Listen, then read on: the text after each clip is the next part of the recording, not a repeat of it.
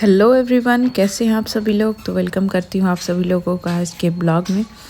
दोस्तों देखिए, काफ़ी बातें ऐसी हैं जो समझाई नहीं जा सकती।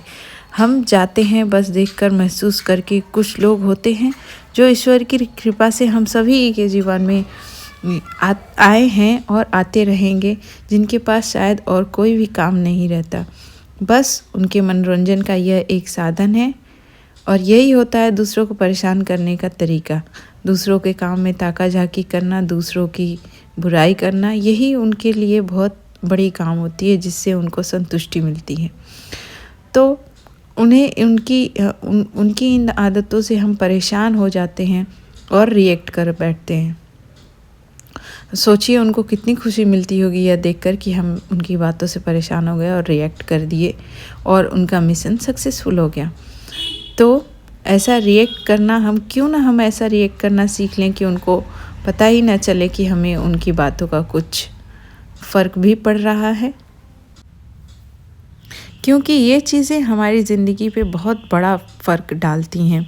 और अब हम क्या कर सकते हैं, हम इन समस्याओं को सॉल्व तो तुरंत कर नहीं सकते, पर जब भी हमारी सेल्फ रेस्पेक्ट पर बात आएगी तो हमें स्टैंड लेना ही पड़ेगा और हम लेंगे ही। तो उन लोगों की इन आदतों से कभी परेशान नहीं हो सकते हैं हम, लेकिन हमारा यह कहना है कि और भी हमें बहुत सारे काम हैं और हम इन सब से आगे निकलकर अपनों के लिए और आने वाले जीवन में कुछ अच्छा करने के लिए हमें ये सब इग्नोर करना पड़ेगा और हमें ऐसा व्यवहार करना होगा कि यह समस्या हल हो जाए। तो इन सब चीज़ों से बाहर निकलने का क्या कोई हल है? मैं तो ये बस इतना ही कह सकती हूँ कि इग्नोर देम, और इन्हें थोड़े समय के लिए ही इग्नोर करिए। उसके बाद सबकी लाइफ में अच्छा टाइम आता है, तो हमारे लाइफ में भी ज़रूर टाइम आएगा अच्छा। और हमें इन सब को इग्नोर करके अपने गोल को फोकस करना है, टोटली अपने गोल। और इससे बड़ी प्रेरणा और क्या हो सकती है।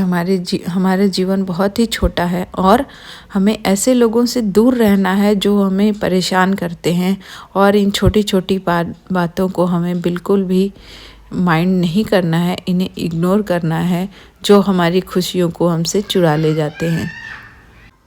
और अपना ध्यान अपने आप को एम्पावर बनाने में रखें और इन सब चीज़ों को इग्नोर करें। और आज का दिन मेरा कुछ ऐसा रहा कि मैंने मॉर्निंग में स्टडी की। सो के उठने के बाद ही मेरा बेबी बहुत जल्दी उठ जाता है, बट फिर भी मैं उसको उसके फादर के पास दे देती हूँ और अपनी पढ़ाई कर लेती हूँ।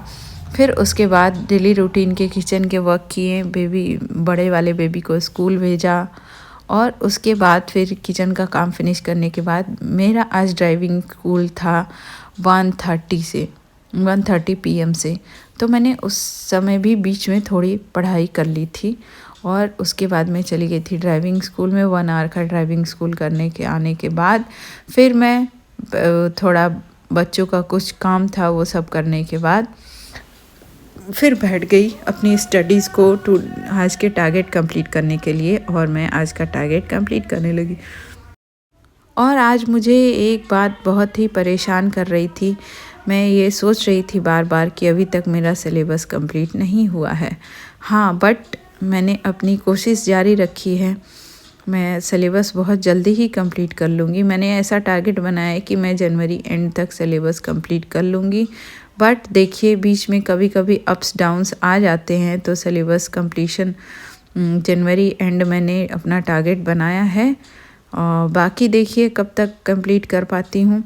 और आप लोग भी कमेंट सेक्शन में ज़रूर लिखिएगा कि कितना % आप लोगों ने अपना स्टडी का सिलेबस कंप्लीट कर लिया है, ताकि मुझे भी पता चलता रहे कि आप लोग कितना % अपना स्टडी कंप्लीट कर चुके हैं। और उसके बाद जब ड्राइविंग स्कूल से मैं वापस आ रही थी, तो पीछे बैठे हुए हमारे एक फैमिली मेम्बर ने बना लिया था वीडियो, और फिर मैं ड्राइव कर पा रही थी, बट मुझे प्रॉब्लम हो रही थी थोड़ी। जब मैं चल रही थी और स्पीडली कोई कार आ जा रही थी, तब मुझे प्रॉब्लम हो रही थी कि क्या करें। तो धीरे धीरे ये भी मैं इम्प्रूव कर लूँगी। और मेरे ट्यूटर ने कहा कि मैं सही मीन्स सही सीख रही हूँ, सही से चीज़ों को ग्रास्प कर रही हूँ।